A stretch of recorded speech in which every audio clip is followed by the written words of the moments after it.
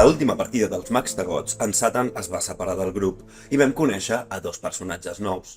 Dos enviats d'ella que es disposen a eliminar la maledicció de Leònides. Un d'ells, en el seu passat, havia estat un poderós mag, però aquest poderós mag cada cop està més sec, cada cop veu menys. Allà o no?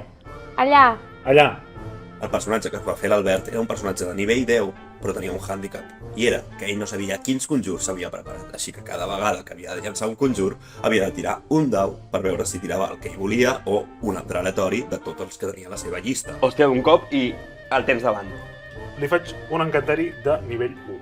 Vinga. A veure, número 2. Ja ha tocat! Vale. Quin és?